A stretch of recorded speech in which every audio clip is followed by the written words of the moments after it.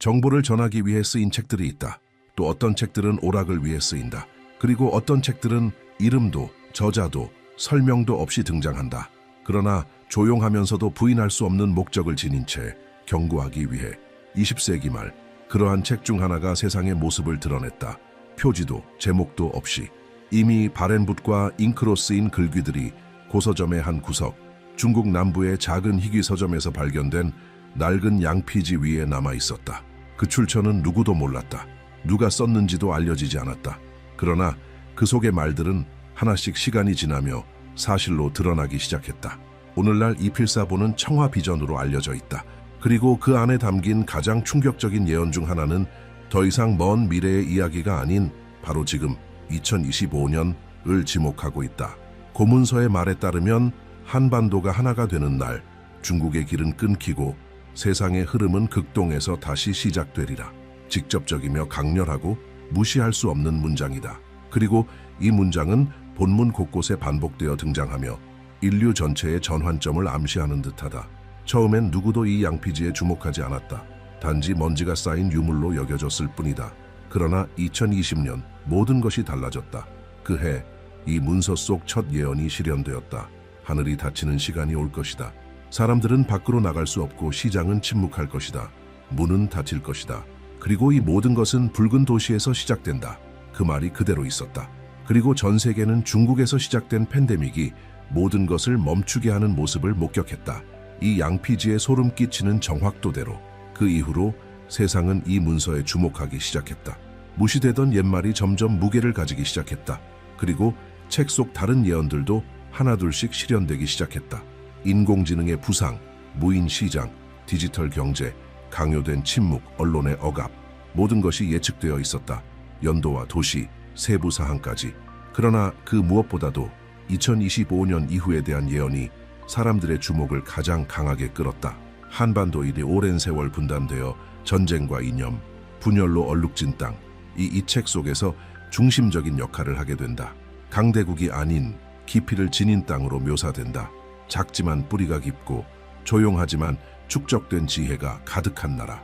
그리고 그 땅이 하나가 될 때 세상은 바뀌기 시작한다. 힘이 아니라 진동을 통해. 양피지는 전쟁에 대해 말하지 않는다. 보이지 않는 전환에 대해 이야기한다. 방향을 바꾸는 에너지에 대해 말한다. 마치 서쪽에서 불던 바람이 멈추고 이제는 극동에서 불어오는 듯한. 그리고 이 변화는 단지 상징적인 것이 아니라 고문서에 따르면 오래된 세계, 통제, 조급함, 외형에 기반한 세계의 붕괴를 의미하며 신뢰, 깊이, 일관성의 중심을 둔 새로운 세계의 탄생을 나타낸다. 그렇기에 많은 시선이 2025년의 한반도를 주목하고 있다. 이 문서에 따르면 이 시점이 전환점이다.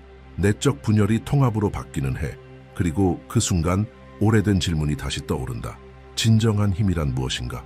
청화 비전은 그것에 대해 이야기한다. 기술이나 제국을 찬양하지 않는다. 세상이 잊어가고 있는 어떤 것을 가리킨다. 바로 일관성에서 나오는 힘, 말과 행동이 일치할 때, 한 민족이 상처를 지혜로 간직할 때, 한 나라가 비록 작을지라도 팔지 않고 굽히지 않고 길을 잃지 않을 때, 그리고 그 민족이 바로 한국 민족이라고 그 글은 말한다. 아직도 많은 이들이 회의적인 시선으로 본다. 단순한 우연일 뿐이라고 말하는 이들도 있다. 그러나 어딘가에 기류가 있다. 조용한 부름이 있다. 무언가가 곧 바뀔 것만 같은 세상의 중심이 이동하려는 느낌. 한국은 질문이 다시 존재하게 되는 곳으로 언급된다. 세상이 다시 묻기 시작하는 곳. 힘이란 무엇인가? 리더십이란? 지혜란? 그리고 양피지는 이렇게 답한다. 가장 크게 외치는 자가 아니라 모든 것이 무너질 때에도 끝내 서 있는 자라고. 그리하여 청화 비전은 단순한 고문서에서 우리 시대 가장 흥미롭고 정밀한 예언서 중 하나로 탈바꿈한다. 세월이 흐르며 세상의 시선은 여전히 강대국들에 머물렀다. 그러나 스포트라이트가 거인들에게 향해 있는 사이 지도의 가장자리에서 조용한 변화가 일어나고 있었다. 분단되고 약화되고 주목받지 못하던 그 땅이 새로운 순환의 씨앗을 품기 시작했다. 그리고 그 모든 것은 수십 년 전 잊힌 양피지의 문장 속에 이미 쓰여 있었다. 청화 비전이라 불리게 된 이 고문서는 화려한 제목도 알려진 저자도 없이 등장했다. 그것은 역사의 복도 사이에서 속삭이듯 떠올랐다. 수년간 아무도 손대지 않았다. 그러나 그 속에 쓰인 예언들이 놀라울 만큼 정확하게 실현되기 시작하면서 학자들과 사상가들은 그 한 줄 한 줄에 주목하기 시작했다. 이 책은 단순한 시적인 문장들의 모음이 아니었다. 각 구절은 신호를 담고 있었다. 그중 다수는 날짜, 장소, 구체적인 사건과 함께 그 정밀함은 더 이상 무시할 수 없었다. 2020년은 첫 번째 거대한 이정표였다. 책은 하늘이 닫히고 공기가 금지되는 시기를 예고했다. 붉은 도시와 세상을 멈추게 할 숨결에 대해 말했다.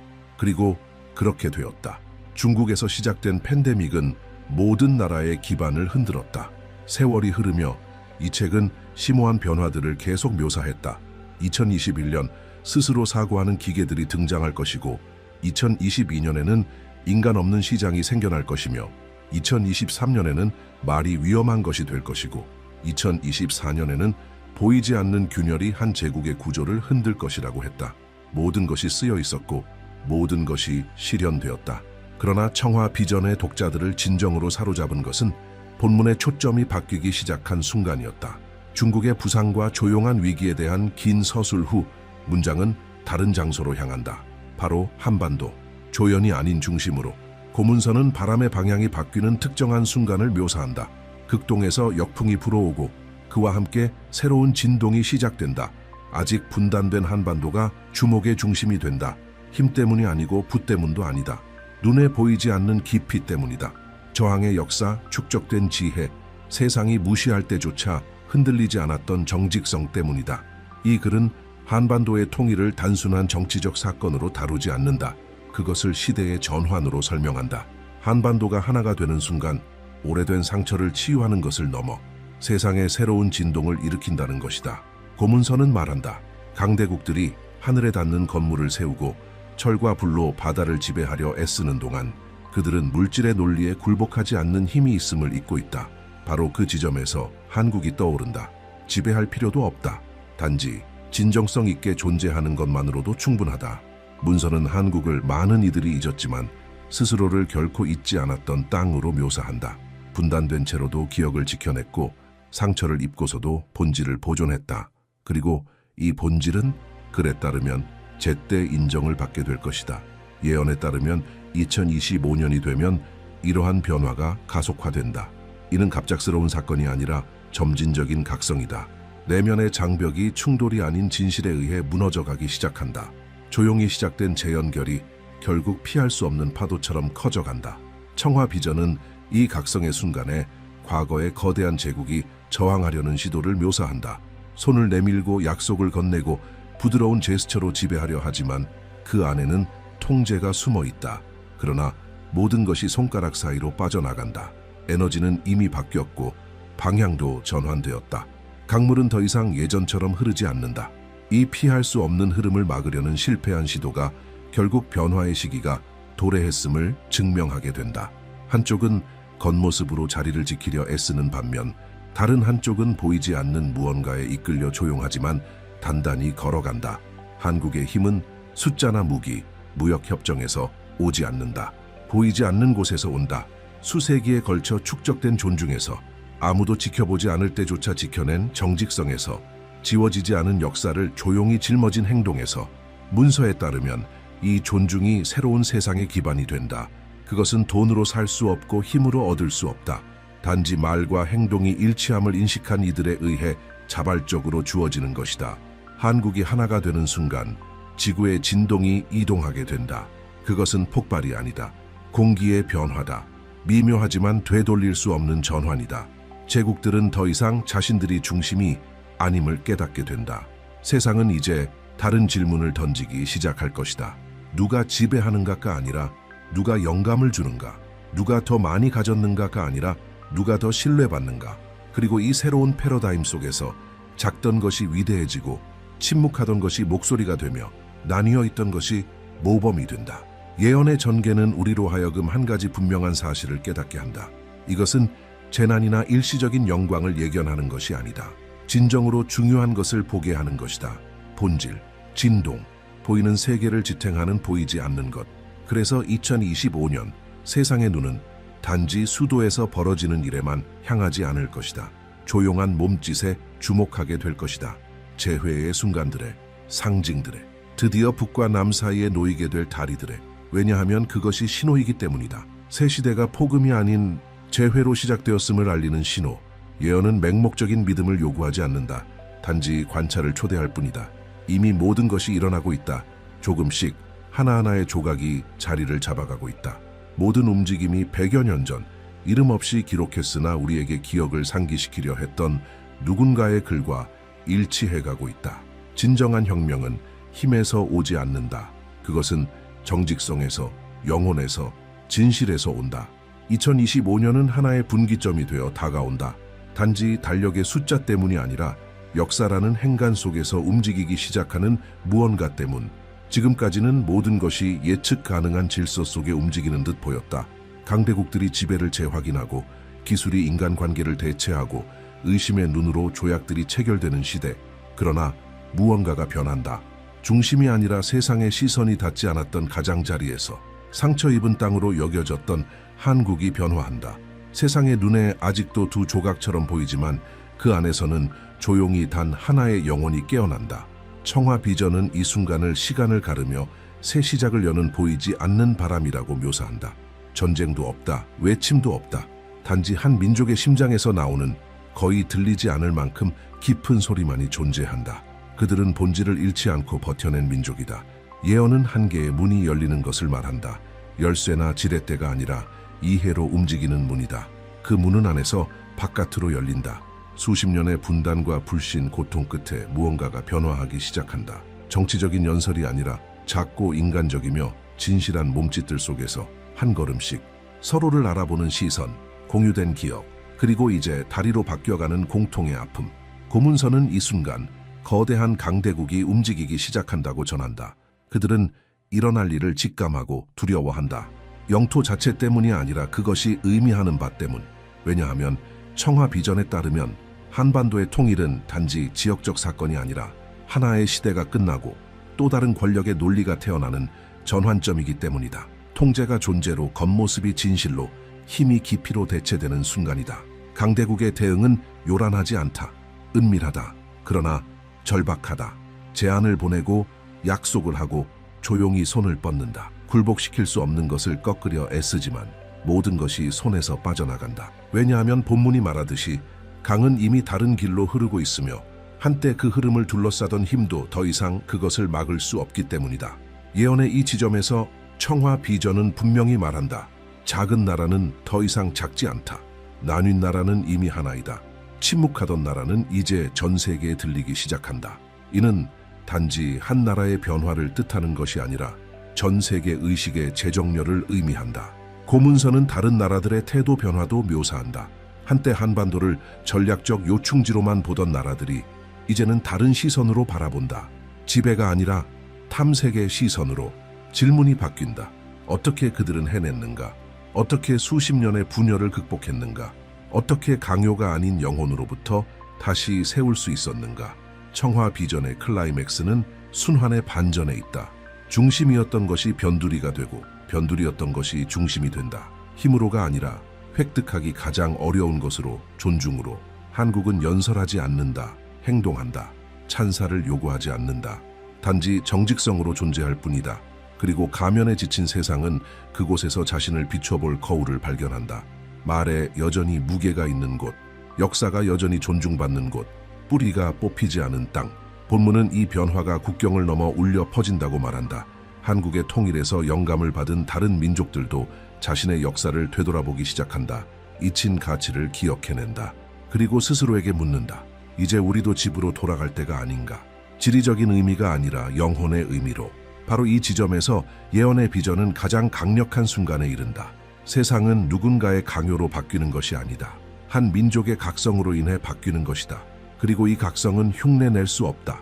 그것은 유일하다. 그것은 진실하다.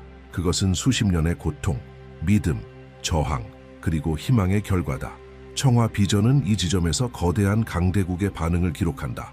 고립된 채, 높이 올라섰지만 외로운 존재, 부유하지만 연결되지 않은, 빠르지만 깊이가 없는. 예언은 이 나라를 이렇게 묘사한다. 말은 하지만 더 이상 들리지 않고, 건설은 하지만 더는 감동을 주지 못하며, 확장하되 아무도 따르지 않는 존재. 이 이미지는 강렬하다. 단지 한 강대국의 쇠퇴를 말하는 것이 아니다. 하나의 모델이 한계에 이르렀음을 드러낸다. 숫자에 기반하지만 영혼이 없는 시스템. 그것은 조용한 한 민족이 세상에 다른 길이 있음을 상기시키기 전까지는 작동하고 있었다. 그리고 바로 이 클라이맥스에서 본문은 우리를 더 넓은 비전으로 이끈다. 한반도의 재회는 예언의 끝이 아니라 시작이다. 이 지점부터 새로운 궤적이 펼쳐진다. 지구의 에너지가 축을 옮긴다. 존중, 정직성, 일관성이 새로운 가치의 통화가 된다. 그리고 새로운 시대가 쓰이기 시작한다. 무기로도 조약으로도 아닌 본보기로. 한국은 더 이상 나뉜 수수께끼가 아니다. 하나의 등대가 된다. 진정한 힘은 강요하는 것이 아니라 지탱하는 것이며 승리하는 것이 아니라 하나로 묶는 것이라는 사실을 세상에 상기시키는 존재. 그리고 거대한 전환이 이루어진다.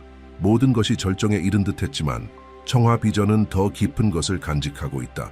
한반도의 통일 이후 시작되는 것은 단지 상징이 아니다. 그것은 인류의 시간선 위에서 일어나는 보이지 않는 단절이다. 전쟁도 혁명도 필요 없는 조용한 해체. 변화는 더욱 미묘하며 그래서 더욱 강력하다. 본문은 이 순간을 희귀한 표현으로 묘사한다. 땅은 여전하지만 발걸음이 더는 같은 울림을 내지 않는다. 시간은 계속 흐르지만 이제는 다른 방향으로 간다. 그리고 침묵을 들을 줄 모르는 이는 새 시작을 잃게 될 것이다. 이것은 새로운 강대국이 옛 왕좌를 차지하는 이야기가 아니다. 완전히 다른 패러다임의 출현이다.